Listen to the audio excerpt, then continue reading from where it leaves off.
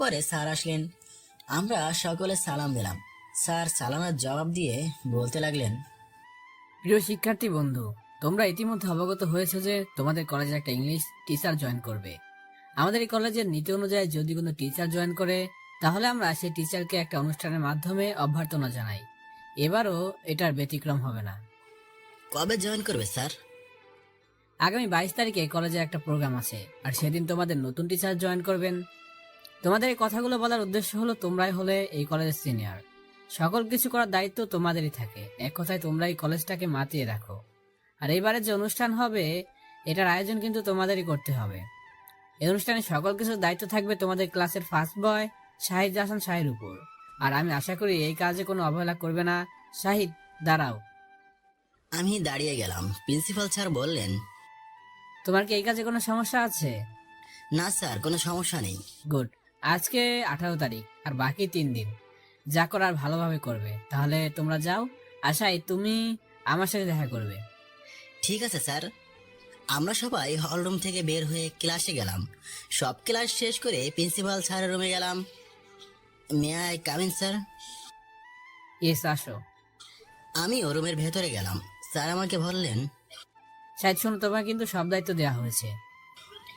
জি sir. আমি তোমাকে কিছু কথা বলি, আর এইভাবে এই অনুষ্ঠানে সকল কিছু প্রস্তুত করবে। ঠিক আছে স্যার। এরপর প্রিন্সিপাল স্যার আমাকে কিছু কথা বললেন, যেগুলো করলে অনুষ্ঠানটি ভালোভাবে প্রদর্শিত হবে। স্যারের রুম থেকে বের হয়ে বন্ধুদের কাছ থেকে বিদায় নিয়ে নেহার কাছে গেলাম। এরপরে নেহাকে ক্যান্টিনে নিয়ে যেয়ে 1 প্লেট ফুচকা অর্ডার করলাম, আর সেটা নিজ হাতে নেহাকে তুলে খাওয়ালাম। এটা আমার প্রতিদিন কলেজ শেষের ডিউটি আর কি। প্রতিদিন কলেজ ছুটির পর নেহাকে নিজ হাতে ফুচকা খাওয়াই। এতে আমাকে খুব ভালোই লাগে। এই বিষয়ে কেউ কোনো মন্তব্য করে না, কারণ সবাই জানে আমরা ভাই বোন। যাই হোক, আমার আব্বুকে নিয়ে বাসায় চলে আসলাম।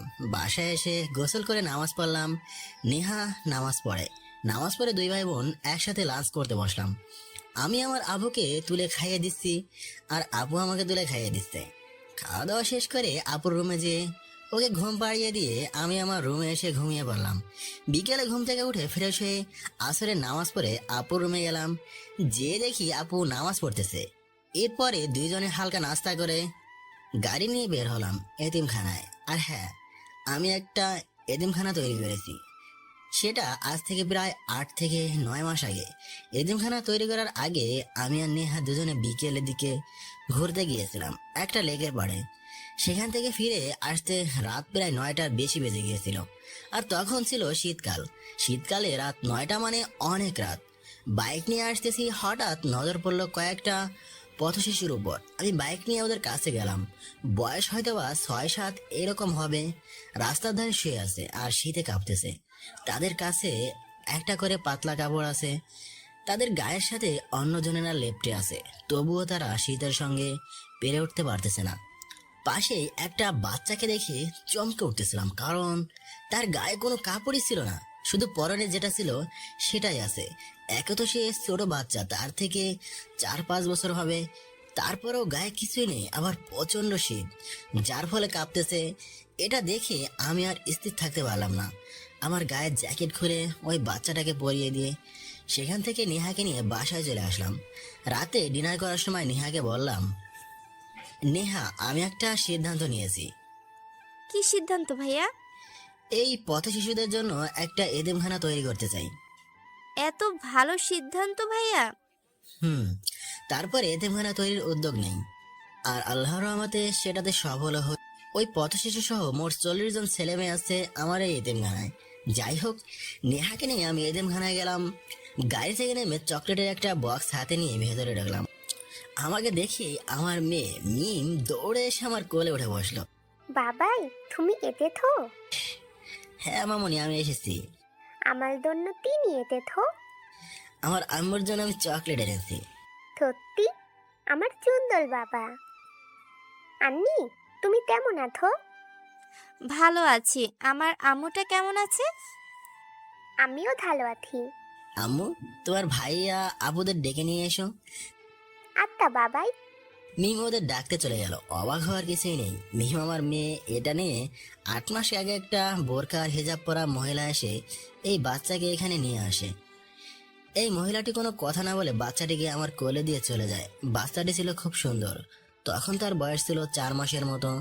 সে আমার কোলেই ঘুমাতো, আর তখন আমি এখানেই বেশি সময় থাকতাম। যাই হোক, বাচ্চাটির প্রতি আমার এক প্রকার মায়া জন্মে। আস্তে আস্তে বাচ্চাটি বড় হয়, আর তার নাম রাখি মিম। সে ছোটবেলা থেকেই আমাকে বাবাই বলে ডাকে, আর নেহাকে আব্বু না বলে আন্নি, আন্টি বলে ডাকে। তার কথা শুনলে আমার প্রাণ জুড়ে যায়।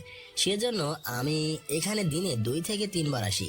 রাতে এসে মিমকে ঘুম পাড়িয়ে দিয়ে চলে যাই। আর এই এতিমখানাটা আমার বাসার পাশেই। একটু পর মিম সবাইকে খাবার জন্য ডেকে নিয়ে আসলো। ওরা সবাই ছাদে খেলতে গিয়েছিল। মিম এসে আমার কোলে বসলো। দারোয়ান চাচাকে আমার গাড়িতে যে বিরিয়ানি ছিল তা নিয়ে আসতে বললাম। দারোয়ান চাচা বিরিয়ানি নিয়ে আসার পরে সবাইকে 1 প্যাকেট করে দিলাম। নেহা অন্য বাচ্চাকে খাইয়ে দিচ্ছে, আর আমি মিমকে খাইয়ে দিচ্ছি। খাওয়া দাওয়া শেষ করে ওদের সবাইকে 5টি করে চকলেট দিলাম। ওদের সাথে কিছুক্ষণ আড্ডা দিয়ে যে খালা ওদের দেখাশোনা করে তার সাথে কথা বলে মিমকে নিয়ে আমার বাসায় আসার জন্য গাড়ির কাছে গেলাম। মিমকে আজ আমার বাড়িতে রাখবো।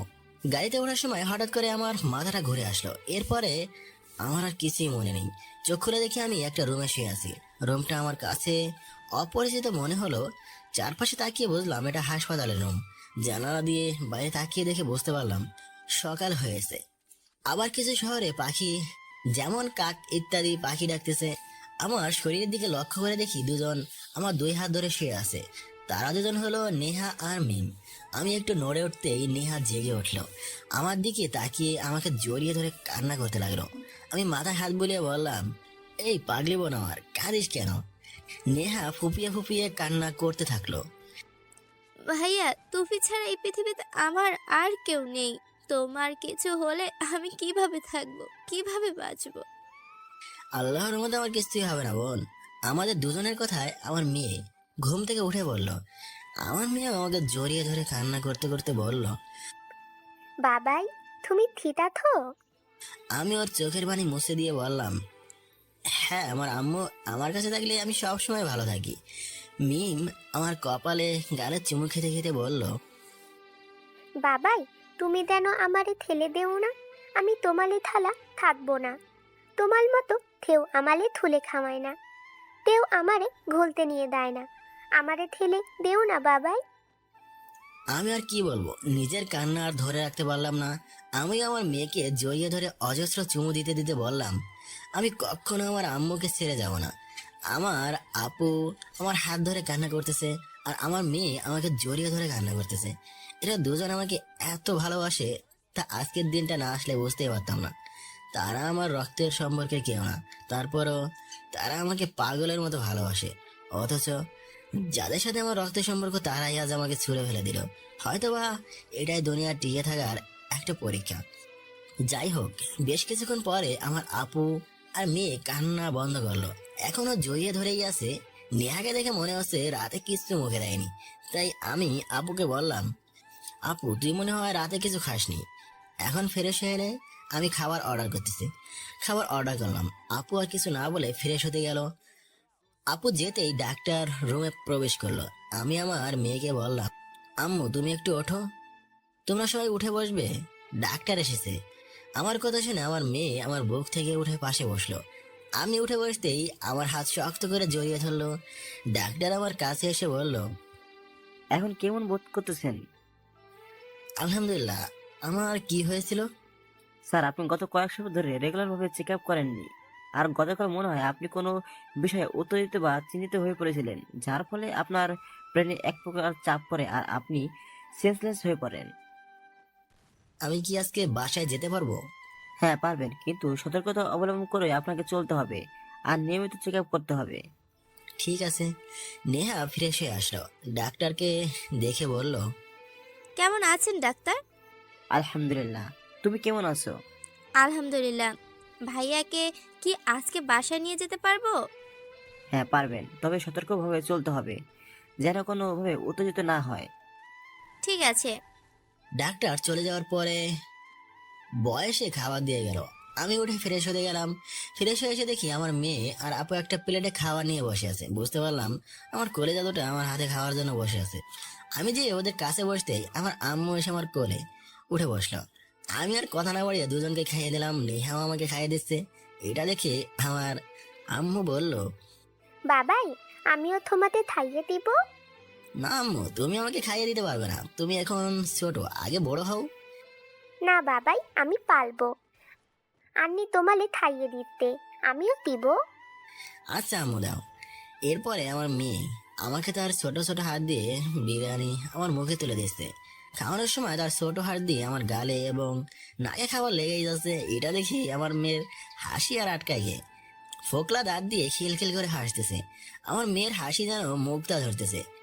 কে বলবে, কিছু সময় আগে এদের জীবন অন্ধকার বিরাজ করছিল। এদের দুজনের এই হাসিকে আজীবন টিকিয়ে রাখার জন্য আমি আমার জীবনটা বিলিয়ে দিতে রাজি। যাই হোক, অসীম আনন্দের মাধ্যমে খাওয়া দাওয়া শেষ করলাম।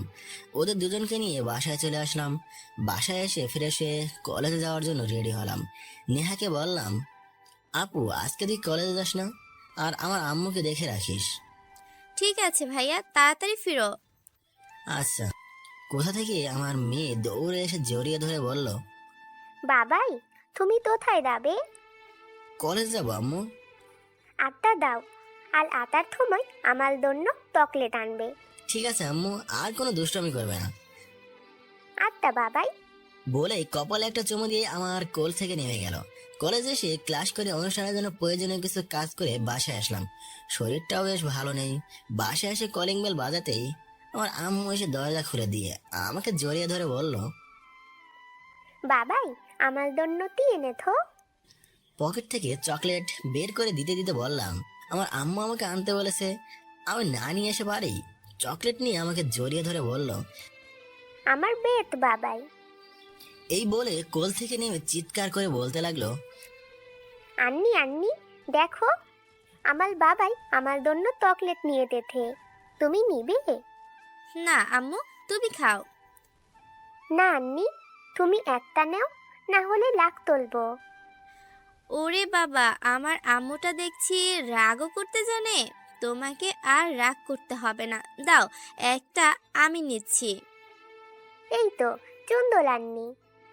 আমি ওদের কাহিনী দেখতেছি আর হাসতেছি। সন্ধ্যায় এতিমখানায় যে মেমকে রেখে কিছুক্ষণ থেকে ওকে ঘুম পাড়িয়ে দিয়ে চলে আসলাম। পরের দিন দুজনে কলেজে গেলাম।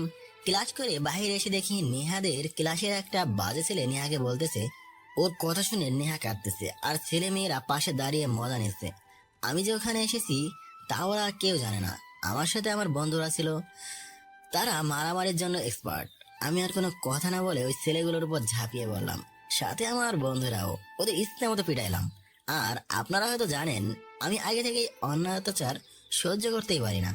আমার আজকের রূপ এর আগের এই কলেজের আর কেউ দেখেনি। একটু পরে পুলিশ আসলো। এর মধ্যেই কে যেন ফোন করেছে। পুলিশ আসতেই ওই ছেলেগুলোর একজন বলল, দেখুন স্যার, আমাদের কিভাবে মেরেছে। পুলিশ অফিসার আমাকে দেখেই বলল, আরে শাহিদ স্যার, আপনি এখানে? ব্যবসা এতিমখানা হাসপাতাল থাকার কারণে এলাকার সবাই না চিনলেও প্রভাবশালী আর ক্ষমতাশালীরা আমাকে চিনে। পুলিশ অফিসারও এর ব্যতিক্রম নয়। কিন্তু আমি যে এই কলেজে পড়ি তা জানে না। আমি এই কলেজের ছাত্র। আচ্ছা স্যার, আমরা আসি।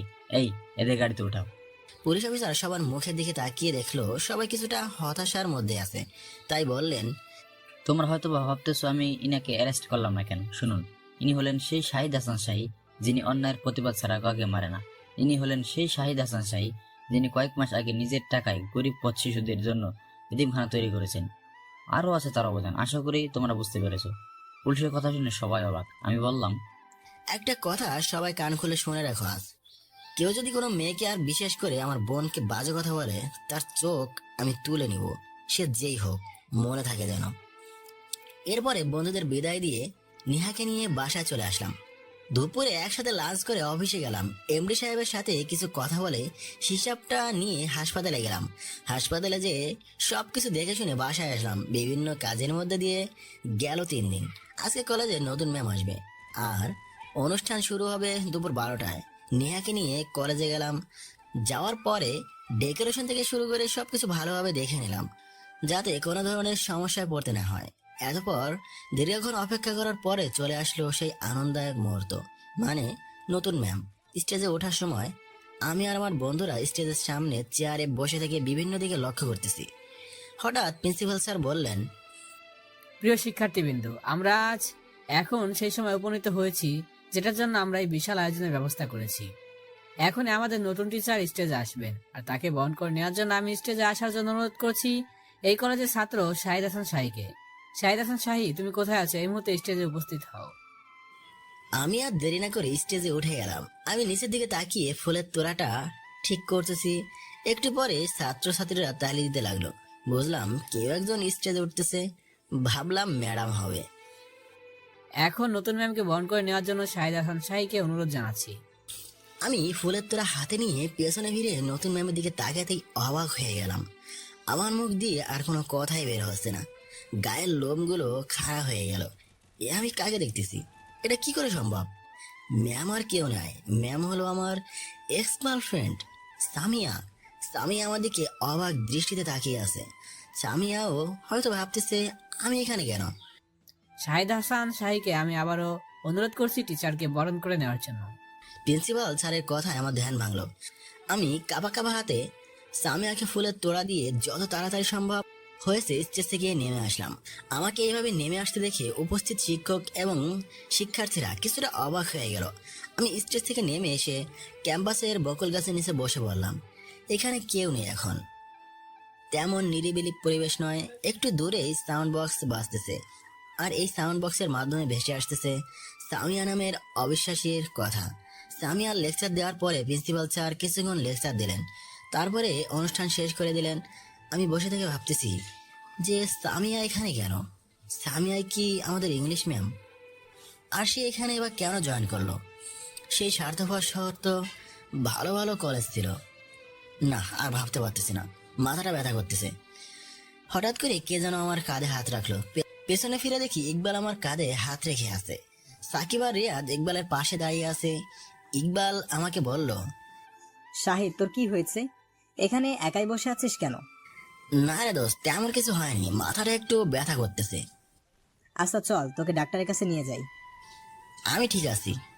শাহিদ, তোকে প্রিন্সিপাল স্যার দেখা করতে বলেছেন। যাচ্ছি, আমার সাথে তোরাও চল। ওদের সাথে নিয়ে প্রিন্সিপাল স্যারের রুমে গেলাম। দরজায় যেয়ে বললাম, may I come in sir? এসো। আমি রুমের ভিতরে ঢুকলাম। স্যারের সামনে দাঁড়িয়ে আছি, তখন স্যার বলল, কি ব্যাপার শাহিদ, তুমি তখন স্টেজ থেকে নেমে গেলে আর আসলে না কেন? আমি বললাম, স্যার তখন আমার মাথার ব্যথা শুরু হয়েছিল, আর আপনি তো জানেন আমার মাথায় প্রবলেম আছে। ঠিক আছে, তবে তুমি আমাকে বললেই ডাক্তারকে বলতাম। সমস্যা নেই স্যার, আর কোনো কাজ আছে কি? না, তুমি বাসায় যাও আর কালকে একটু তাড়াতাড়ি কলেজে এসো। আচ্ছা স্যার। স্যারের রুম থেকে বের হয়ে বন্ধুদের বিদায় দিয়ে নেহার কাছে গেলাম। নেহার কাছে যেতেই দেখি নেহা আর ওর কিছু বান্ধবী বসে থেকে আড্ডা দিচ্ছে। আমি নেহাকে বললাম, আপু বাসায় যাবি না এখন? হ্যাঁ ভাইয়া চল। তারপরে ওকে নিয়ে ক্যান্টিনে যেয়ে কিছু খাইয়ে দিয়ে বাসায় চলে আসলাম। বাসায় এসে গোসল করলাম। জোহরের নামাজ পড়ে দুই ভাই বোন একসাথে লাঞ্চ করে ঘুমিয়ে পড়লাম। বিকেলে নেহার ডাকে ঘুম ভাঙলো। ঘুম থেকে উঠে আসরের নামাজ পড়ে একটু ফেসবুকে ঢুকলাম। কিছুক্ষণ পরেই লগ আউট করে দিলাম। সন্ধ্যায় এতিমখানায় গেলাম। সেখানে আমার মেয়েকে নিয়ে কিছু সময় আড্ডা দিলাম। আমার মেয়েকে ঘুম পাড়িয়ে দিয়ে উঠে আসতে যাব, ঠিক তখনই মেয়ে দুই হাতে আমার ডান হাত জড়িয়ে ধরে বলল, বাবাই, আমি তোমার কাছে থাকবো, তুমি দেও না। আম্মু আমি তোমার মাথায় হাত বুলিয়ে আদর করে দেই, আর তুমি ঘুমিয়ে যাও। না, তুমিও আমার সাথে ঘুমাবে। বলেই কান্না করতে লাগলো।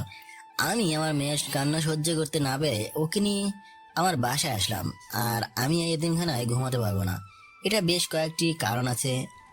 আরেকটা কথা, আমি যদি আমার মেয়েকে ঘুম পাড়িয়ে রেখে আসি তাহলে সকাল উঠে কান্না করে দিবে, কারণ সকালে দেখবে যে আমি ওর পাশে নেই। আর আমার মেয়ে এই বয়সে আল্লাহর মতো ব্রেন শক্তিটা বেশি। মিমকে নিয়ে এতিমখানা থেকে বাইর হয়ে বাইকের কাছে আসলাম। আজকে নেহা আসেনি আমার সাথে, ওর নাকি শরীর খারাপ, তাই আমিও নিয়ে আসিনি।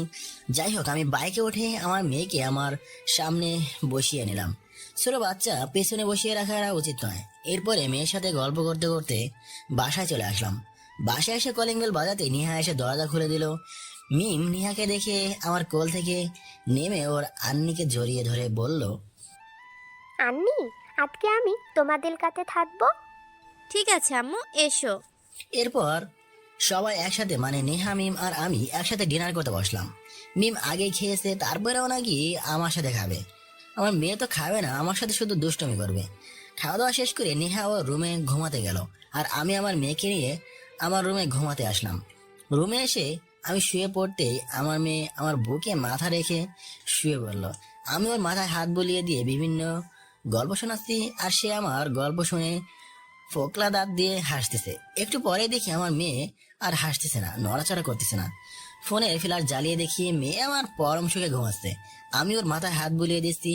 এর মাঝে এক অজানা সুখ মনের গহীনে অনুভব করলাম। হঠাৎ মনটা খারাপ হয়ে গেল সামিয়ার কথা মনে পড়তেই। আমি তো এখানে একাই ভালো আছি, কেন তুমি আবার সেই পুরনো ক্ষতটাকে জাগিয়ে দিচ্ছ? আমি তো আর চাই না তোমাদের মতো অবিশ্বাসীদের কাছে ফিরে যেতে। আমি তো এখানে একটা বোন আর একটা টুকটুকে মেয়ে পেয়েছি। তোমাদেরকে আর আমি চাই না, তোমাদেরকে আর আমি চাই না। মা বাবার কথাটা ভাবতেই বালিশটা ভিজে গেল, ঘুমিয়ে বললাম। সকালে আমার মেয়ের ডাকে ঘুম থেকে বসলাম। বাবাই, ও বাবাই, ও তো থতালো এতে। আম্মু উঠতেছি। উঠে ফ্রেশ হয়ে তিনজন নাস্তা করলাম। নাস্তা করার সময় নেহা বলল, ভাইয়া, আজকে আমার আম্মুটাকে কলেজে নিয়ে চলো। আম্মু তুমি আমার কলেজ যাবে? দাবো, তবে আমালে চকলেট কিনে দিতে হবে। আচ্ছা আম্মু, দিব, চলো। এরপরে আমার মেয়েকে ভালো কাপড় পরিয়ে দিলাম। হাজার হলেও আমার প্রিন্সেস বলে কথা। যাই হোক, আমার মেয়ে আমার বোনকে নিয়ে কলেজে গেলাম। কলেজে পৌঁছে ওদের নামিয়ে দিয়ে দাঁড়িয়ে থাকতে বললাম। আমি বাইক পার্ক করে ওদের কাছে গেলাম। এরপরে ওদের নিয়ে ক্যান্টিনে গেলাম। আমার বন্ধুরা এখনো আসেনি। আমরা একটা টেবিলে বসলাম, আমি আর নেহা দুইজনে দুই পাশে, আর আমার প্রিন্সেস মাঝখানে। অপরিচিত কেউ দেখলে আমাদেরকে একটা ফ্যামিলি ভাববে। অনেক সময় ধরে আমরা তিনজন বসে থেকে খাওয়া দাওয়া আর আড্ডা দিতে থাকলাম। উঠে আসতে যাব, তখন আমার মেয়েকে বললাম, আম্মু তুমি আর কিছু খাবে? আইসক্রিম খাবো। আমি ওয়েটারকে বলে আইসক্রিম আনাই। আইসক্রিম এনে আমার মেয়েকে দিলাম। সে পরম আনন্দে খাচ্ছে। আমি আর নেহা ওর খাওয়া দেখে হাসতেছি, কারণ আমার মেয়ের গাল ও নাক মেখে গেছে আইসক্রিমে। আমার মেয়ে আমাকে বলল, বাবাই, তুমি আমার আইসক্রিম খাবে? না আম্মু তুমি খাও। আচ্ছা বাবাই। আমরা তিনজন এমন টেবিলে বসে আছি যেখানে কলেজের ক্যাম্পাস থেকে শুরু করে গেটের সব ছাত্রছাত্রী, শিক্ষক শিক্ষিকা অনায়াসে আমাদের দেখতে পাবে। আমি আমার মেয়েকে বললাম, মামনি আর কিছু খাবে? না বাবাই, আর খাবো না। বাহ, ভালোই তো সংসার শুরু করছো। হঠাৎ করে কথাটা পেছন থেকে কে যেন বলল। পেছন ফিরে দেখলে তো আমার হাত পা অবশ হয়ে গেল, কারণ পেছন থেকে সামিয়া এই কথা বলল। হাঁটতে হাঁটতে আমাদের টেবিলের সামনে এসে দাঁড়ালো। সামিয়াকে দেখে নেহা সালাম দিল, কিন্তু সামিয়া সালামের জবাব দিল না। সামিয়া আবার বলতে শুরু করলো, তাহলে বিয়েও করে ফেলেছো? মেয়েও একটা হয়েছে, খুব কিউট তো। আর এইটা তোমার বউ? বেশ ভালোই মানাচ্ছে দুজনকে। কবে বিয়ে করলে? সামিয়ার কথা শুনে নেহা আর আমি অবাক হয়ে গেলাম। সামিয়ার কথাগুলো শুনে বোঝা যাচ্ছে সে খুব কষ্টে কথাগুলো বলল। তাহলে কি সামিয়া আমাকে ভালোবাসে? না না, এ হতে পারে না। আমি চুপ করে এসব ভাবতেছি। আবার সামিয়া বলল, কি হলো, বললে না যে কবে বিয়ে করছো? নেহা এবার বলতে লাগলো, ম্যাম, আপনার কোথাও ভুল হচ্ছে। আমার আবার কোথায় ভুল? তোমাদের পারিবারিক কথা জিজ্ঞেস করে? না ম্যাম, আপনি যা ভাবছেন তা নয়। উনি আমার হাজবেন্ড নয়, উনি আমার ভাইয়া। আমাকে রাস্তা থেকে তুলে এনে বোনের মর্যাদা দিয়েছে। সামিয়া নেহার কথা শুনে আকাশ থেকে বলল। তারপরও নিজেকে স্বাভাবিক রেখে বলল, তাহলে এই বাচ্চাটা কে? ভাইয়ার একটি এতিমখানা আছে, আর সেখানে প্রায় বছর আগে একটা মহিলা এই বাচ্চাকে ভাইয়ের কাছে দিয়ে যায়। আর আমি আর নেহাকে বলতে না দিয়ে বললাম, আর কাউকে যেন বলবি না, মিম আমার মেয়ে নয়, মিম আমার মেয়ে, বুঝলি? আচ্ছা ভাইয়া। চল। আম্মু তুমি আন্নির সাথে যাবে নাকি আমার সাথে? বাবাই, আমি তোমার সাথে দাবো। চলো আম্মু। এরপর নেহাকে ওর বান্ধবীদের কাছে নিয়ে আমি আমার মেয়েকে নিয়ে আমার বন্ধুদের কাছে গেলাম। ওদের কাছে যেতেই ইকবাল মিমকে কোলে নিয়ে আদর করতে লাগলো। কেমন আছেন আন্টেল? আমি ভালো আছি। আমার ভাতিজি কেমন আছে? বাবাই, ভাতি তিতি। তুমি আমার মেয়ে আর তোমার আঙ্কেলের কাছে ভাতিজি, বুঝছো আম্মু? বাবাই। কিছুক্ষণ আড্ডা দিয়ে ক্লাসে গেলাম। ক্লাসে সবাই মিমকে চিনে। মিম বলতে ওরা পাগল। যাই হোক, প্রথম ক্লাস। দ্বিতীয় ক্লাসে নাকি ইংলিশ হবে। একটু পরে প্রিন্সিপাল স্যারের সাথে সামিয়া ক্লাসে ঢুকলো। সরি, এখন তো আর সামিয়া বলা যাবে না, এখন ম্যাম বলতে হবে। ক্লাসে ঢুকেই স্যার পরিচয় করিয়ে দিলেন। এরপর সামিয়াও কিছু বলল, তবে আমি একটা বিষয় অবাক হলাম। আর তাহলে সামিয়া নাম বলার সময় বলল, আমার নাম মিস সামিয়া, তার মানে সিঙ্গেল। সে সিঙ্গেল হোক আর মিঙ্গেল হোক তা আমার দেখার বিষয় নয়। এরপর প্রিন্সিপাল স্যার কিছু নীতি কথা বলে চলে গেলেন। চলে যাওয়ার সময় বললেন, মিস সামিয়া, আপনার যদি কোনো সমস্যা হয় তাহলে সেটা আপনি শাহিদকে বলবেন। শাহিদ হাসান হলো এই ক্লাসের first boy. Okay sir. Principal স্যারের কথা শুনে আমার খুব খারাপ লাগলো। আমার কথা কেন তাকে বলতে হবে? আমি ছাড়া কি আর কেউ নেই? তবে এটা যদি অন্য কোনো টিচারের জন্য বলতেন তাহলে আমার মনে আনন্দ জাগতো, কিন্তু সামিয়ার জন্য আনন্দটা বেদনায় পরিণত হয়েছে। কেননা আমি আর চাই না ওর মতো অবিশ্বাসীর মায়ায় নিজেকে জড়াতে। যাই হোক, এইবার ইংলিশ ম্যাম তার পরিচয় দিতে লাগলেন। নিজের পরিচয় দেওয়ার পর তিনি সকল ছাত্রছাত্রীদের পরিচয় নিচ্ছেন। এবার আমার পালা। আমি সামনের বেঞ্চে বসেছিলাম আর ম্যাম পেছনের বেঞ্চ থেকে পরিচয় নিয়ে শুরু করেছেন। ম্যাম আমার কাছে এসে জিজ্ঞাসা করলেন, এই ছেলে, তোমার নাম কি? আমি কিছুটা অবাক হলাম। আমার নাম জানার পরও জিজ্ঞাসা করতেছে। হয়তোবা ভুলে গেছে আমার মতো চরিত্রহীনের কথা, এসব ভাবতেছি। তখন আবার বলল, কি হলো, নাম বলো। আমি নিচের দিকে তাকিয়ে বললাম, শাহিদ হাসান শাহী। তবে কেউ চরিত্রহীন উপাধিও দিয়েছিল। আমার এই কথা শুনে ম্যাম কিছুটা অনুশোচনা বোধ করলো। তোমার গার্লফ্রেন্ড আছে? ম্যামের পরিচয় শুনে আমি সহ ক্লাসের সকল ছাত্রছাত্রী অবাক হয়ে গেলাম। ম্যাম বলে কি, ছিল কিন্তু এখন নেই। নাই কেন? জানতে চাচ্ছেন না কেন? তাহলে শুনুন, একটা মেয়েকে আমি খুব ভালোবাসতাম। সে ছিল একজন অবিশ্বাসী। কি? আমি অবিশ্বাসী? ম্যামের এমন আচরণ দেখে ছাত্রছাত্রীরা কিছুটা আশ্চর্য হয়ে গেল। ইকবাল আমার পাশেই বসেছিল। ইকবাল বলল, ম্যাম, আপনি রেগে যাচ্ছেন কেন? ম্যাম কিছুটা অপমান বোধ করলো। আমি আবার বলতে শুরু করলাম, কারণ আজকে আমি সামিয়াকে বলতে চাই তার প্রতি আমার জমানো অভিমানের কথাগুলো।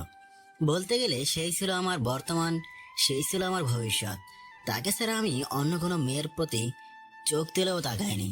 সে আমাকে ভালোবাসতো কিনা জানি না, তবে আমার প্রতি তার বিশ্বাসটা ছিল খুবই ক্ষুদ্র পরিমাণে, যেটা দ্বারা আমার জন্য তার ভালোবাসাটাকে টিকিয়ে রাখতে পারেনি। কোনো এক অপবাদে সে আমাকে চরিত্রহীন উপাধি দেয়। সেই থেকে আমি আর কোনো মেয়েকেই বিশ্বাস করিনি। যদি এই মেয়েও আমাকে সেই অবিশ্বাসী প্রতারকের মতো চরিত্রহীন উপাধি দেয়। ম্যাম, আমি বসতে পারি কি? বসো। ম্যাম তার চেয়ারে যে বসতেই আমার মেয়ে বলল, বাবাই, এটা তোমার হয়? আমার মেয়ের কথা শুনে তো আমি বোকা বনে গেলাম। কি বলবো আমার মেয়েকে? এসব ভাবতেই রিয়াদ বলল, মামনি, এটা তোমার বাবাইয়ের ম্যাম হয়। যাক বাসলাম। শালা রিয়াদ, তুই তো আর জানিস না ভাই, এটা আমার সেই এক্স গার্লফ্রেন্ড। যাই হোক, সামিয়ার ক্লাসটা কোনো মতো শেষ করলাম। ক্লাসের সময় বারবার সামিয়া আমার দিকেই তাকাচ্ছিল আর আমি আর চোখে তা দেখতেছি। ক্লাস শেষ করে মিমকে নিয়ে নিহার ক্লাসে গেলাম। যেয়ে দেখি স্যার ক্লাস নিচ্ছেন। আমি আমার মেয়েকে নিয়ে ক্লাসের বাইরে অপেক্ষা করতে লাগলাম। একটু পরে নিহা বের হয়ে আসলো। নিহা আমার মেয়েকে কোলে তুলে নিল। এরপরে আমরা তিনজন ক্যান্টিনে গেলাম। সেখানে কিছু খাওয়া দাওয়ার পর বাসায় চলে আসলাম। তবে সামিয়ার সাথে আর দেখাই হয়নি। বাসায় এসে আমার মেয়েকে গোসল করে দিয়ে আমিও গোসল করলাম। এরপর নামাজ পড়লাম। নামাজ পড়ার সময় আমার মেয়েকেও আমার পাশে এসে নামাজ পড়তে লাগলো। নামাজ পড়ে তিনজন মিলে লাঞ্চ করতে শুরু করলাম। লাঞ্চ করার পরে দুপুরে ঘুমিয়ে গেলাম। এভাবে কেটে গেল 15 দিন। এই 15 দিনে প্রতিদিন ক্লাসে সামিয়া আমার দিকে তাকিয়েই থাকতো। আর এই সন্ধ্যা এতিমখানায় চলে গেলাম। সেখানে একটা নতুন মহিলাকে বাচ্চাদের দেখাশোনা করার জন্য রেখেছি। তার জন্য কিছু কথা বলে আমার মেয়েকে নিয়ে আমার বাসায় আসলাম। এখন থেকে আমার বাসায় মিমকে রাখবো, আর আমার আর নিহার কলেজ টাইমে এতিমখানায় রেখে আসবো। বাসায় তো আর ছোট বাচ্চাকে একা একা রেখে যাওয়া হচ্ছে না। তাছাড়া সেখানে কিছু সময় ছেলে মেয়েদের সাথে থাকলে একাকিত্বটা আর থাকবে না। আর আমার মেয়েকে আমার বাসায় নিয়ে আসার কারণ হলো, কয়েকদিন আগে এতিমখানার খালাটা মারা গেছে। আসলে তার লিভার ক্যান্সার ছিল, যেটা মৃত্যুর 2 দিন আগে ধরা পড়েছে। তিনি ছিলেন খুব নরম এবং মিশুক মানুষ।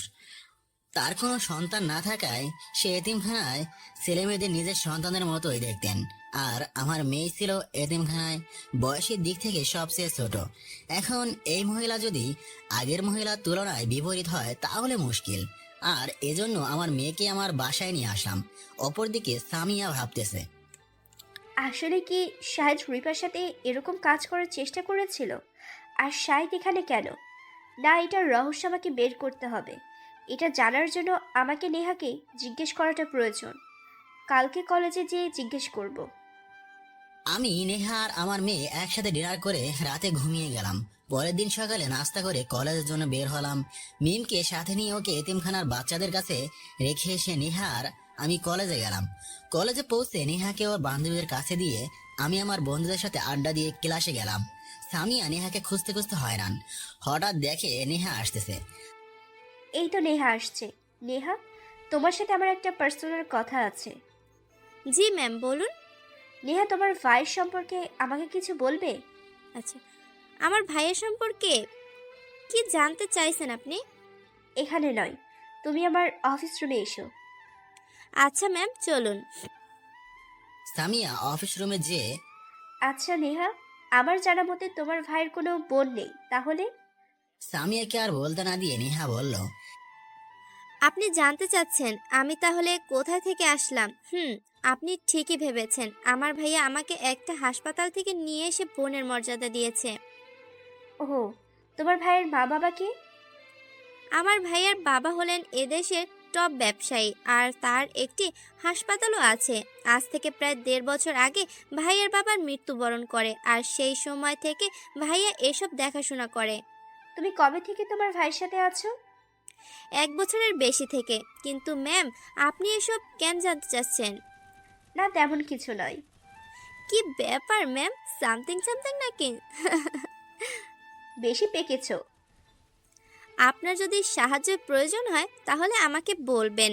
আর জানেন কি ম্যাম, আমার ভাইয়া খুব ভালো। এরকম একটা ভাই পেয়ে আমি খুশি। কোনোদিন কোনো মেয়ের সাথে বাজে বিহেভ করেনি। আপনি যদি আমার ভাইয়াকে জীবনসঙ্গী হিসেবে পান তাহলে আপনি খুব লাকি হবেন। আমার তো মন বলে তোমার ভাইয়া খারাপ নয়। তারপর সেদিন কেন যে এমন ব্যবহার করতে গিয়েছিলাম। ম্যাম, কিছু বললেন? না, তুমিও যাও, সাহায্য লাগলে বলবো। আর তোমার ফোন নাম্বার দাও। আচ্ছা ম্যাম, ফোন নাম্বার তুলুন। আসি তাহলে।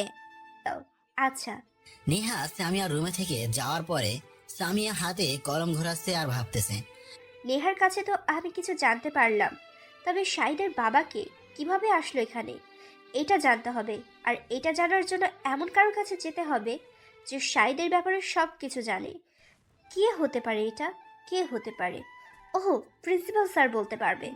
কারণ শুনেছিলাম শাহিদ এই কলেজে 3 বছর আগে ভর্তি হয়েছে। তার মানে আমার আর শাহিদের মাঝে ভুল বোঝাবুঝির পর এখান থেকেই আছে। May I come in sir? Yes, আসো মিস সামিয়া। স্যার, আপনার সাথে জরুরি কথা ছিল। সামিয়া, বলো। স্যার, শাহিদ কবে থেকে এখানে লেখাপড়া করছে? আর ওর বাবাকে? কেন? তা জেনে তুমি কি করবে? আমার খুব প্রয়োজন স্যার, বলুন। তাহলে শোনো। ঠিক আছে স্যার, তাহলে আমি আসি। ঠিক আছে, যাও। সামিয়া নিজের রুমে এসে ভাবতে লাগলো। সব ক্লিয়ার। এখন শুধু আমাকে জানতে হবে শাহিদ কি সত্যি রিপার সাথে। না না না, আমার মন বলে শাহিদ এরকম কিছু করেনি। এইটা জানতে হলে আমাকে আবার রাজশাহীতে যেতে হবে সাহিলের বাবা মায়ের কাছে। এর জন্য 2 দিন আমাকে কলেজ থেকে ছুটি নিতে হবে, যে করেই হোক। আর দেরি করলে চলবে না। আপনাদের হয়তো আগে বলা হয়নি যে রাজশাহী আমার আর সামিয়ার বাসা। সামিয়া আর দেরি না করে প্রিন্সিপাল স্যারের রুমে গেল। স্যার, আমার 2 দিনের ছুটি প্রয়োজন। কেন? স্যার, রাজশাহী যাব। কিন্তু তোমার তো এখন 1 মাস হয়নি। ওকে, তবে 2 দিনের বেশি নয়। ধন্যবাদ স্যার। এরপরে সামিয়া তার অফিস রুমে এসে বাসায় ফোন করে বলল যে সে আজকে বাসায় যাবে। আমি ক্লাস শেষ করে নেহাকে নিয়ে ক্যান্টিনে গেলাম। নেহাকে নিজ হাতে দিয়ে ফুচকা খাইয়ে দিচ্ছি। আর অন্যদিকে সামিয়া এটা দেখে রাগে ফসতেছে আর মনে মনে বলতেছে, কই, আমাকে তো একদিনও তুলে খাওয়াইনি। আর আজকে বোনকে পেয়ে দোয়া করি তোর বউ যেন না হয়। ছি ছি ছি, এইটা কি বললাম? আমি ওর যদি বউ হই তাহলে আবার কি হবে? আমি নেহাকে নিয়ে এতিমখানায় গেলাম। সেখানে যে মিমকে নিয়ে বাসায় আসলাম, লাঞ্চ করে অফিসে গেলাম, সেখান থেকে হাসপাতালে গেলাম, সবকিছু দেখাশোনা করে বাসায় ফিরলাম। নিত্যদিনের ন্যায় পরের দিন আবার কলেজে গেলাম। আজকে সামিয়াকে দেখলাম না। প্রিন্সিপাল স্যার এসে বলল ম্যাম নাকি দুদিন ছুটি নিয়েছে, এই দুদিন অন্য স্যার ক্লাস নেবেন। উফ বাবা, বাঁচলাম এই দুদিন। এদিকে সামিয়া রাজশাহী পৌঁছে বাস থেকে নেমে নিজের বাসায় চলে যায়। সামিয়া মা বাবা তাকে দেখে খুব খুশি হয়েছে, কিন্তু সামিয়ার মনে এখন শুধু অশান্তির বিরাজ করতেছে। সোফায় বসে আছে তিনজন। হঠাৎ সামিয়ার বাবা বলল, সামিয়া, আমি তোমার জন্য একটা ছেলে দেখেছি। তুমি যদি রাজি থাকো তাহলে আমরা বিয়ের কথা বলতে পারি। এই কথা শুনে তো সামিয়া রেগে গিয়ে ওর বাবাকে বলল, আব্বু, আমি এখন বিয়ে করব না। এই কথা তোমাদের কতবার বলতে হবে? ঠিক আছে মা, তুমি যা বলবে তাই হবে। সামিয়ার বাবা মা আর কোনো কথা বললেন না, কারণ তারা জানে তাদের মেয়ে এমনি এমনি রেগে যায় না, আর যখন রেগে যায় তখন কেউ তার রাগ থামাতেই পারে না। বাবা মার সাথে কিছু কথা বলে আর এক মুহূর্ত দেরি না করে শাহিদের বাসায় যাওয়ার জন্য বের হলো। শাহিদের বাসায় বসতে গেট দিয়ে ঢুকতেই দেখে শাহিদের মা বাবা, ভাইয়া ভাবি আর ভাইয়ের কোলে ছোট্ট একটা বাচ্চা। মনে হয় শাহিদ ভাইয়ের ছেলে। এই পাঁচজন তাদের প্রাইভেট কারে উঠতেছে। সামিয়া তাদের সামনে যেতে শাহিদের ভাইয়া সাইম আহমেদ তাকে দেখে গাড়ি থেকে নেমে এসে বলল, এ মেয়ে, তুমি সামিয়া না? আর এদিকে কোথায় যাচ্ছ? হ্যাঁ ভাইয়া, আমি সামিয়া আর আপনাদের কাছে আসছিলাম। আমাদের কাছে এসেছো? আর এতদিন কোথায় ছিলে? আসলে শাহিদকে যখন বাসা থেকে বের করে দিয়েছিলেন তখন শাহিদের কথা ভাবতে ভাবতে শাহিদের মা অসুস্থ হয়ে পড়ে। ঠিক মতো খাওয়া দাওয়া করতো না, কথা বলতো না, একসময় গুরুতরভাবে অসুস্থ হয়ে পড়ে। ডাক্তার শাহিদের মাকে দেখে বলেন, রোগীর প্যারালাইসিস হয়েছে, বেশি চিন্তা করার জন্য এরকম হয়েছে। তবে বাইরে নিয়ে গেলে হয়তো বা ঠিক হয়ে যেতে পারে, তবে আল্লাহ ভরসা। ডাক্তারের কথা শুনে সবাই ভেঙে পড়ে। সাইম আহমেদ ডাক্তারকে জিজ্ঞাসা করলো, ডাক্তার, কোন দেশে নিয়ে গেলে আমার আম্মুকে সুস্থভাবে ফিরে পাবো? সিঙ্গাপুরে নিয়ে যান, সেখানে প্যারালাইসিস রোগীদের জন্য অনেক ভালো ডাক্তার আছে। আর সেখানে আমার একটা বন্ধু আছে। আপনারা যদি নিয়ে যেতে চান তাহলে আমি আমার বন্ধুকে বলতেছি। সাইম আহমেদ ও আমজাদ চৌধুরী হ্যাঁ সম্মতি দিয়ে বললেন, আপনি ব্যবস্থা করুন প্লিজ। ঠিক আছে। এরপরে শাহিদের মাকে নিয়ে শাহিদের সপরিবারে মানে শাহিদের ভাইয়া, ভাবি আর আব্বু তার মায়ের চিকিৎসার জন্য সিঙ্গাপুরে পাড়ি জমান। সেখানে প্রায় 7 মাস থাকার পরে শাহিদের আম্মু মোটামুটি সুস্থতা লাভ করে। তারপরে তাকে নিয়ে সপরিবারে সিঙ্গাপুর থেকে বাংলাদেশে চলে আসে। আর সিঙ্গাপুরে থাকা অবস্থায় সাইম আহমেদ অথবা তার আব্বু আমজাদ চৌধুরী মাঝে মাঝে দেশে আসতেন নিজেদের বিজনেস দেখাশোনা করার জন্য। ফ্রি টাইমে আবার সিঙ্গাপুরে যেতেন। আর কলেজে সামিয়া যেদিন শাহিদকে ভুল বুঝে চরিত্রহীন উপাধি দিয়েছিল সেদিন শাহিদ সামিয়ার কাছ থেকে চলে যায়। শাহিদ তার কাছ থেকে চলে যাওয়ার পরে সামিয়া বাসায় এসে কান্না শুরু করে। শুধু কান্নাই করে নাই, একদিন কেটে যাওয়ার পরেও সামিয়া কিছুই খায় না, শুধু রুমে বসে থেকে শাহিদের একটা ছবি বুকে নিয়ে কান্না করতে থাকে। একমাত্র মেয়ের এমন বিহেভ দেখে সামিয়ার বাবা মা সিদ্ধান্ত নেয় যে মেয়েকে নিয়ে তারা তার নানুর বাড়িতে সিলেটে যাবে। তারপরে তারা সিলেটে যায় আর সেখানে বেশ কয়েকদিন থাকে। সিলেটে সামিয়া স্বাভাবিকভাবেই ছিল। তাকে নিয়ে তার বাবা মা আবার রাজশাহীতে আসে। সামিয়া বাসায় এসে শাহিদের বাসার সামনে যে দেখে তাদের বাসায় তালা দেওয়া। সামিয়া আর জানতো না শাহিদের পরিবার সিঙ্গাপুরে বাড়ি জমিয়েছে। এর কয়েকদিন পরে সামিয়ার বাবা ট্রান্সফার হয়ে চট্টগ্রামে আসেন। সামিয়ার বাবা একজন সরকারি ডাক্তার। চট্টগ্রামে তার পরিবারকে নিয়ে থাকতে শুরু করেন, যার ফলে সামিয়ার সঙ্গে আর শাহিদের পরিবারের কারোর দেখাই হয়নি। সামিয়ার কলেজে চাকরি হওয়ার আগে সামিয়ার বাবা আবার রাজশাহীতে ট্রান্সফার হয়ে আসেন। রাজশাহীতে এসে সামিয়া জানতে পারে যে শাহিদের পরিবার এখানে থাকে, কিন্তু শাহিদ থাকে না।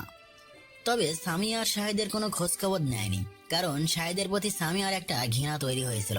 যাই হোক, এবার বর্তমানে আসি। আসলে ভাইয়া, বাবার ট্রান্সফারের জন্য আমরা চট্টগ্রামে ছিলাম। ও, তো আমাদেরকে? সাইম আহমেদের কথা শেষ না হতেই আমজাদ চৌধুরী বলল, আরে সামিয়া মাঝে, কেমন আছো? আলহামদুলিল্লাহ, আপনি কেমন আছেন আঙ্কেল? আলহামদুলিল্লাহ। তো কোথায় যাচ্ছ? আপনাদের বাসায় আসছিলাম। কি প্রয়োজন মা, বলো। আসলে আঙ্কেল, শাহিদ কোথায় আছে বলতে পারে? না মা, আমরা জানি না। সেদিন বাসা থেকে বের করে দিয়েছিলাম, আর দেখা হয়নি। কেন, কি হয়েছে? তুমি ওই পাপিষ্টার কথা জিজ্ঞাসা করতেছো কেন? যে তোমার বিশ্বাস, তোমার পবিত্র ভালোবাসার মর্যাদা দেয়নি, তার কথা বলতেছো কেন? না আঙ্কেল, এমনি। সত্যিটা বলা যাবে না। আপনার কোথাও যাচ্ছেন? আসলে মা, আমার বন্ধুর মেয়ের ব্রেন টিউমার হয়েছে। ডাক্তার বলেছেন বাঁচার সম্ভাবনা কম, তবে আজ রাতে অপারেশন করাবে। এতে যদি ভালো হয় তাহলে হবে, নাইলে মারা যাবে। তাই আমরা দেখা করতে যাচ্ছি। ও, তুমি চিনো মনে হয়। রেবা ছিল যে, যাকে আমার ছেলে রেপ করার চেষ্টা করেছিল সে। তুমি যাবে কি আমাদের সাথে? রিপার কথা শুনে সামিয়া যাওয়ার জন্য রাজি হয়, কারণ সামিয়া এখন বুঝতে পারছে শাহিদ কোনোভাবেই এই কাজ করেছিল না। এর মধ্যে নিশ্চয়ই কোনো রহস্য আছে, আর এই ব্যাপারটা সে রিপার থেকেই জানতে পারবে। যদিও রিপা অসুস্থ, তারপরও জিজ্ঞাসা করবে। সামিয়া গাড়িতে উঠে বসতেই শাহিদের আম্মু তাকে নানান প্রশ্ন করে। এতদিন কোথায় ছিল, এখন কি করে? আমার ছেলে অপরাধ করেছে, কিন্তু আমরা তো অপরাধ করিনি, তারপরও কেন আমাদের বাসায় আসা হয়নি, ইত্যাদি ইত্যাদি। সামিয়া মিসেস সাইম আহমেদকে জিজ্ঞাসা করলো, ভাবি, এই বাচ্চাটাকে খুব এটা আমাদের কলিজার টুকরা ছেলে সন্তান। মিষ্টি তো। নাম কি আর বয়স কত? নাম রেখেছি আব্দুল্লাহ আল রাফি চৌধুরী, আর বয়স 1.5 বছর চলতেছে। খুব সুন্দর নাম। দেন আমার কোলে দেন, আমি একটু নেই। মিসেস সাইম আহমেদ তার ছেলে আব্দুল্লাহ আল রাফি চৌধুরীকে সামিয়ার কোলে দিল। সামিয়া আব্দুল্লাহ আল রাফি চৌধুরীকে কোলে নিয়ে আদর করতেছে আর ভাবতেছে, বাহ, এক ভাইয়ের মেয়ে সন্তান আরেকজনের ছেলে সন্তান। একজন বিয়ে করে ছেলে সন্তানের বাবা হয়েছে, আর অন্যজন বিয়ে না করেই মেয়ে সন্তানের জনক হয়েছে। বাহ, কি লাকি লাইফ! যত সব আমার লাইফ। না পেলাম স্বামী, না পেলাম কোনো সন্তান। সুখ এবং দুঃখের কথাবার্তা বলতে বলতে গাড়ি রাজশাহী মেডিকেল হাসপাতালের সামনে দাঁড়িয়ে গেল। গাড়ি থেকে নেমে ওরা সবাই রেবাকে দেখতে গেল। রেবাকে রাখা হয়েছে 113 নম্বর রুমে, যেটা আগে থেকে আমজাদ চৌধুরী জানতেন, যার জন্য ওদের পৌঁছাতে কোনো অসুবিধাই হয়নি। রিপার কেবিনের সামনে দেখে রিবার ভাই রিবন দাঁড়িয়ে আছে। সামিয়াকে দেখে সে কিছুটা অবাক হয়ে গেল, কিন্তু সেই বিষয়ে বেশি মাথা ঘামালো না। আমজাদ চৌধুরীকে দেখে রিপার বাবা এসে জড়িয়ে ধরে কান্না করতে লাগলো, কারণ নিজের মেয়েকে মৃত্যুসজ্জায় রেখে নিজের আবেগ আর ধরে রাখতে পারলো না। একটু পরে আমজাদ চৌধুরী রিপার বাবাকে বলল, রিপা, আমার কি অবস্থা এখন? এখন বেশি সিরিয়াস, তবে রিপা শুধু একটা কথাই বারবার বলতেছে। কি কথা? সবসময় বলতেছে আমি আমার পাপের শাস্তি ভোগ করতেছি। এতক্ষণে শাহিদের পরিবারের সবাই কেবিনের বাইরে দাঁড়িয়ে রিপার বাবার কথাগুলো শুনতেছিল। রিপার বলা কথা শুনে সবাই অবাক হয়ে ভাবতেছে, কি এমন পাপ, কি কথা রিপা এমন অবস্থায় বলতেছে। সবাই মনে মনে একই প্রশ্ন ভাবতেছে, কিন্তু সামিয়ার মনে ভিন্ন ভাবনা চলতেছে। একটু পরে সবাই রিপার কেবিনে ঢুকলো। রিপার সাথে দেখা করে কয়েকজন ছাড়া সবাই বাইরে গেল, কারণ রোগীর কাছে ভিড় জমানো ঠিক নয়। রিপার কাছে কাছে শুধু সামিয়া আর শাহিদের আম্মু। মিসেস সাইম আহমেদ তার ছেলেকে নিয়ে বাইরে গেছে, কারণ তার ছেলে কান্না করতেছে, আর রিপার মা সেন্সলেস অবস্থায় বেডে শুয়ে আছে। মেয়ের এই অবস্থা দেখে আর কয়জন ঠিক থাকতে পারে? রিপা একটু একটু করে কথা বলতেছে। সামিয়া তাকে বলল, রিপা, আমি তোমাকে যা প্রশ্ন করব তার সঠিক উত্তর দিবে আমাকে। কি কি প্রশ্ন আপু? আগে প্রমিস করো, বলবে? ঠিক আছে আপু, প্রমিস করলাম। শায়দ কি তোমার সাথে সত্যি রেপ করতে চেয়েছিল? সামিয়ার প্রশ্ন শুনে শাহেদের আম্মু অবাক হয়ে সামিয়ার দিকে তাকিয়ে আছে, কিন্তু রিপা কি বলবে তা ভেবে পাচ্ছে না। রিপাকে চুপ করে থাকতে দেখে সামিয়া বলল, কি হলো বলো। রিপা মুচকি এসে সামিয়াকে বলল। বলবো, তার আগে আপনি সবাইকে এই রুমে আসতে বলেন। সামিয়া আর দেরি না করে কেবিনের বাইরে যে আমজাদ চৌধুরী, রিপার বাবা, রিপার ভাই রিপন, সাইম আহমেদ, মিসেস সাইম আহমেদ এদেরকে সবাইকে ডেকে রিপার কেবিনে নিয়ে আসলো। আর এদিকে শাহিদের আম্মু চিন্তায় পড়ে গেছে। সবাইকে রুমে ঢুকতে দেখে রিপা ওঠার চেষ্টা করতেছে, কিন্তু পারতেছে না। অবশেষে শুয়ে থেকেই বলতে লাগলো, আব্বু, তুমি আমাকে বারবার জিজ্ঞেস করতে না যে আমি কিসের পাপের কথা বলতেছি? তাহলে শুনো, তবে শোনার পরে আমাকে ভুল বুঝলে চলবে না। এরপরে রিপা শাহিদের সাথে কলেজ থেকে শুরু করে বাড়ি থেকে বের করে দেওয়া পর্যন্ত যা কিছু হয়েছে সবকিছুই বলল। রিপার সব কথা শুনে শাহিদের আম্মু সেন্সলেস হয়ে পড়ল, আর আমজাদ চৌধুরী আর সাইম আহমেদ কান্নায় ভেঙে পড়ল। রিপার বাবা রিপার কথা শুনে মারতে যাবে, তখনই সাইম আহমেদ এসে বাধা দিয়ে বলল, আঙ্কেল, কি করতে চাচ্ছেন? রিপা অসুস্থ। তুমি আমাকে ছেড়ে দাও, ওকে আমি মেরে ফেলবো। ওর একটা মিথ্যা অপবাদের জন্য একটা নিষ্পাপ ছেলে তার পরিবারকে হারিয়ে চলে গেল। বন্ধু শান্ত হ। আচ্ছা, মানুষ ভুল করতেই পারে। আচ্ছা দোস্ত, তুই থাক, আমরা বাসায় গেলাম, রাতে আসবো। বন্ধু, তুই আমাকে ক্ষমা করে দিস। দেখ দোস্ত, এসব ভুলে যা। আমি তোকে ক্ষমা করে দিয়েছি, যা হওয়ার তা হয়ে গেছে। এখন এসব চিন্তা করে লাভ নেই। তুই থাক, আমি বাসায় গেলাম, রাতে আসবো। আচ্ছা, ভালোভাবে যাস। এরপরে শাহিদের পরিবারে সবাই বাসায় আসে। গাড়িতে কেউ কোনো কথাই বলেনি, সবাই নিজের কাজের জন্য নিজেকে অনুতপ্ত মনে করতেছে। সামিয়া শাহিদের বাসায় যেয়ে গাড়ি থেকে নেমে কোনো কথা না বলে রিক্সা করে নিজের বাসায় চলে আসলো। বাসায় এসে নিজের রুমে যেয়ে দরজা বন্ধ করে দিয়ে কান্না করতে লাগলো। আবার আগের মতো খাওয়া দাওয়া বাদ দিয়েছে। শুধু একটাই চিন্তা, শাহিদ আমাকে মাফ করে দিবেন তো। এভাবে কেটে গেল বিকাল বেলাটা। এখনো সামিয়া রুমে আছে। তার বাবা মা দুজনেই চিন্তায় পড়ে গেল, কেননা মেয়ের সেই 3 বছর আগের মতো বিহেভ এখন করতেছে। সামিয়ার বাবা সামিয়ার রুমে ঢুকে বলল, কি হয়েছে আমার আম্মুর? সামিয়া তার বাবাকে জড়িয়ে ধরে শাহিদের সম্পর্কে রিপা যা যা বলেছে সবকিছু তার বাবা মাকে বলল। এখন শাহিদ কোথায় আছে জানো? এখন ঢাকায় আছে আর আমার কলেজে পড়ে। তাহলে তো সহজ কাজ। সহজ বলতেও কিন্তু সহজ নয়। তোমার প্রতি তার একটা অভিমান আছে, সেটা ভাঙতে হবে। কিন্তু কিভাবে? কিছু বুদ্ধি দিয়ে বলল, এইভাবে কাজ করবো, তাহলেই হবে। ওকে, আমার বেস্ট বাবা। আর তুমি এসব কথা কাউকে বলবে না। আচ্ছা থাকো, আর একটু পরে ডিনার করতে এসো। সামিয়ার বাবা চলে গেলেন।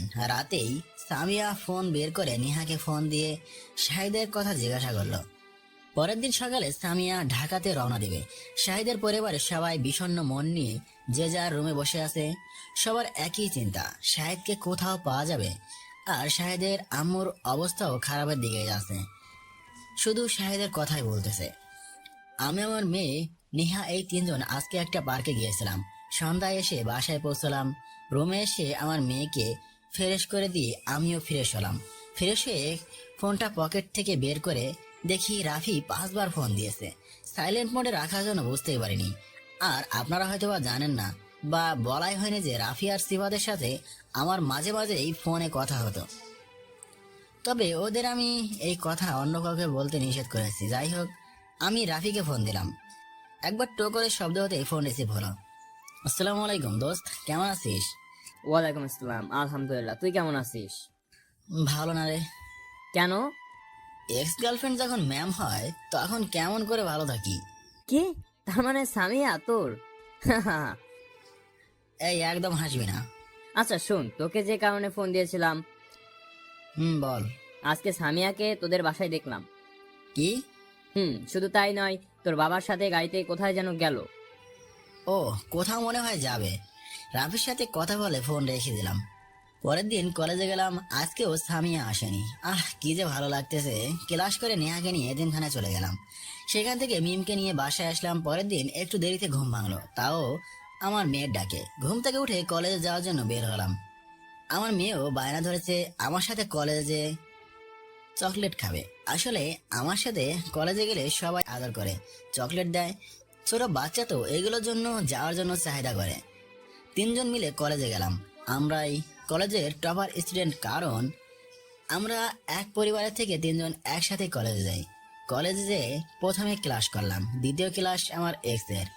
আজকে মনে হয় এসেছে, কারণ 2 দিন ছুটি নিয়েছিল আর আজকে শেষ। একটু পরে প্রিন্সিপাল স্যার আর ম্যাম আসলেন ক্লাসে। এরপরে প্রিন্সিপাল স্যার যা বলল তা শুনে তো আমার মাথায় রক্ত উঠে গেল। প্রিয় শিক্ষার্থী, তোমরা জানো মিস সামিয়া তোমাদের নতুন টিচার। 2 দিন হলো জয়েন করেছেন। নতুন হয় তার বেশ কিছু সমস্যা হচ্ছে, এজন্য তিনি আমার কাছে এসে বলেছেন তার একটি অ্যাসিস্ট্যান্টের প্রয়োজন, আর সেটা তিনি আমাদের ক্লাস থেকেই নিতে চাচ্ছেন। তাই আমি ঠিক করেছি শাহিদ হাসান তার অ্যাসিস্ট্যান্ট হিসেবে থাকবে। শাহিদ, তোমার কোনো আপত্তি আছে কি? প্রিন্সিপাল স্যারের কথা শুনে তো মনে চাচ্ছে কলেজ ছেড়ে দিয়ে চলে যাই। ঠান্ডা মাথায় নরম কণ্ঠে বললাম, স্যার আপনি বারবার আমাকে কেন এসব কাজে জড়াচ্ছেন? আর আপনি তো জানেন আমি সব সময় ব্যস্ত থাকি। তারপরে এসব কিভাবে করব? আপনি অন্য কাউকে বলেন। দেখো শাহিদ, আমি তোমাকে পছন্দ করি, আর তোমার প্রতি আমার যে পরিমাণ বিশ্বাস আছে তা অন্য কারোর প্রতি নেই। তাছাড়া তোমার ম্যাম নিজে থেকে সিলেক্ট করেছেন। স্যার তবুও আমাকে আর বলতে না দিয়ে প্রিন্সিপাল স্যার বললেন, আর কোনো কথা নাই, আজ থেকে তুমি মিস সামিয়ার অ্যাসিস্ট্যান্ট। তুমি তার কাজে সহযোগিতা করবে। এই কথা বলে প্রিন্সিপাল স্যার ক্লাস থেকে বের হয়ে গেলেন। আমি আমার সিটে বসে ভাবতে লাগলাম, যার থেকে দূরে থাকার জন্য আজ এত দূর, আজ তারই আবার অ্যাসিস্ট্যান্ট। সামিয়ার দিকে তাকিয়ে দেখি মুচকি মুচকি আসতেছে। তার মানে এটা তার টোপ। সামিয়া, তুমি যতই টোপ ব্যবহার করো না কেন, এই মাছ তোমার সিপে ধরা দিবে না। যাকগে, ক্লাস নিতে লাগলো। আমিও পড়ায় মনোনিবেশ করলাম।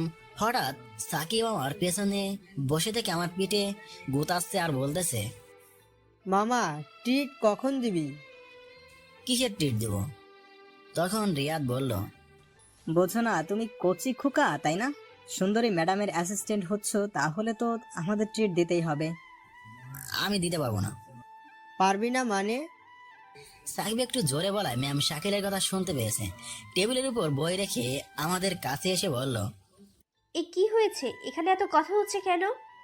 কিছু না ম্যাম। কিছু না মানে কি বলতেছিলে বলো? আসলে ম্যাম, শাহিদ তো আপনার অ্যাসিস্ট্যান্ট হয়েছে, তাই ওর থেকে ট্রিট চাচ্ছিলাম, কিন্তু সে দিতে যাচ্ছে না। সামিয়া মুচকি এসে বলল, ও এই ব্যাপার, তাহলে তোমরা ক্যান্টিনে এসে বসো, আমি তোমাদের ট্রিট দিব। সামিয়ার কথা শুনে ওরা সহ ক্লাসের সবাই কিছুটা অবাক হয়ে পড়ল। শাহিদের বদলে ম্যাম ট্রিট দিবে, কেউ ভাবতেই পারছে না। যাই হোক, কোন রকম ক্লাসটা শেষ হয়ে গেল। সামিয়া রুম থেকে বের হয়ে যাওয়ার সময় আমার কাছে এসে বলল, এই যে মিস্টার শাহিদ হাসান, ছুটির সময় আমার অফিস রুমে আসবেন। আমি আর কিছু বললাম না, কারণ ওর সাথে কথা বলার ইচ্ছা আমার নেই। কলেজ শেষে আমি আমার মেয়েকে চকলেট দিয়ে গেলাম। আমার মেয়ে ওর আন্নির কাছে ছিল। চকলেট দিয়ে এসে দেখি আমার বন্ধুরা একজনও আগের জায়গায় নেই। আমি বসে থেকে ফোন টিপাটিপি করছি।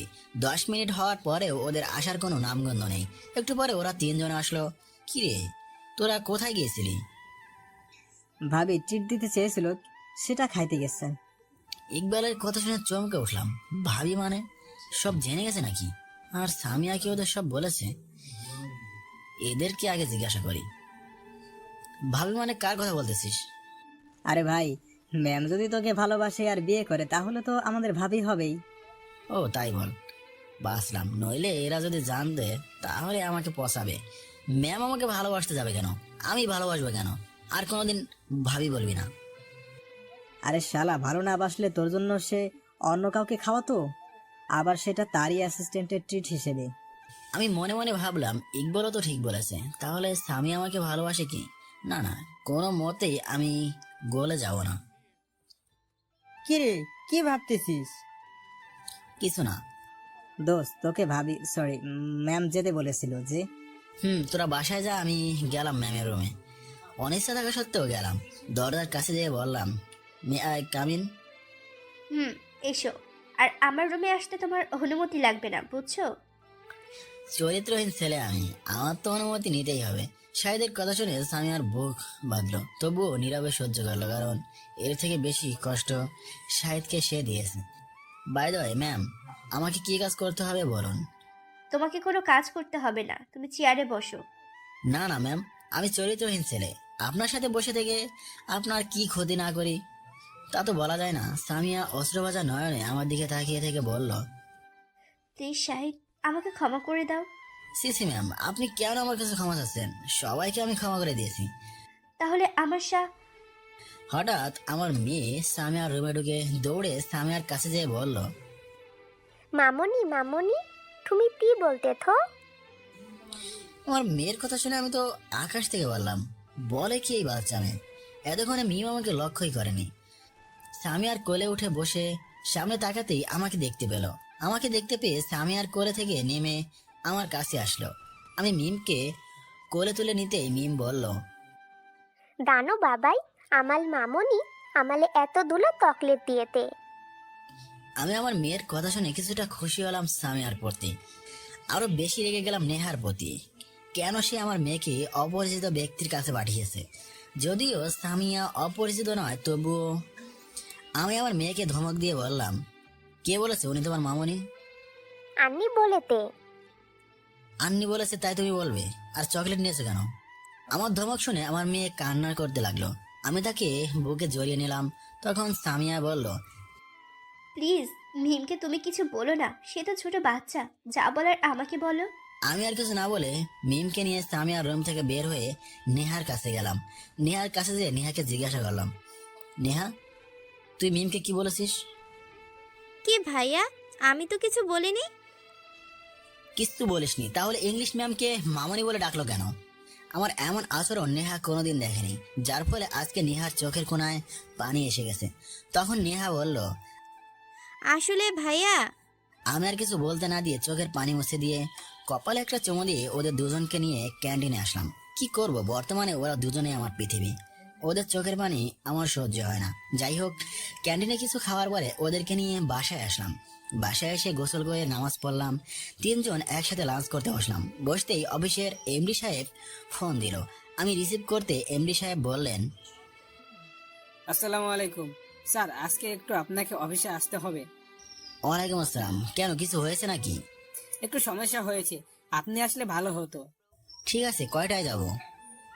বিকেল 4টায়। ঠিক আছে। ওকে, আসসালামু আলাইকুম। ওয়ালাইকুম আসসালাম। ফোন রাখতেই আমার মেয়ে বলল, বাবাই কাল যাতে ততা বললে আমার মামনির যাতে। হাই হাই, আমার মেয়ে তো আমাকে পাগল বানিয়ে দেবে।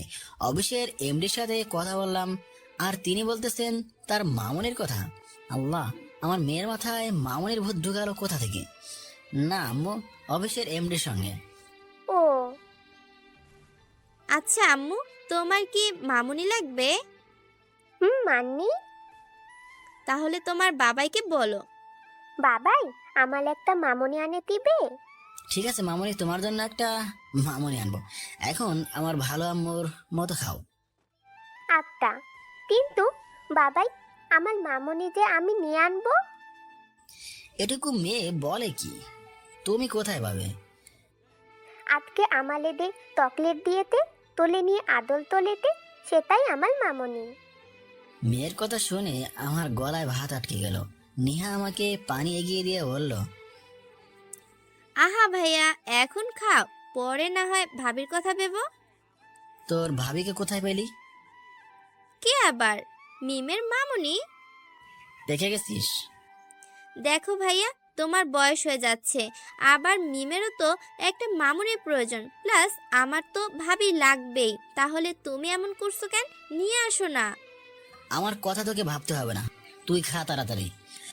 হুম। খাওয়া দাওয়া শেষ করে রুমে এসে শুয়ে পড়লাম। মিম নিহা রুমে গেছে। 4টায় অফিসে গেলাম। অফিসে যে বিষয়ে সমস্যা হয়েছে সেটা সলভ করে দিয়ে সকালে স্টাফের সাথে দেখা করে চলে আসলাম।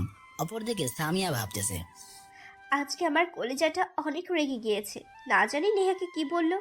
নেহাকে একটু ফোন দিয়ে দেখি। নেহাকে ফোন দিতেই নেহা রিসিভ করলো।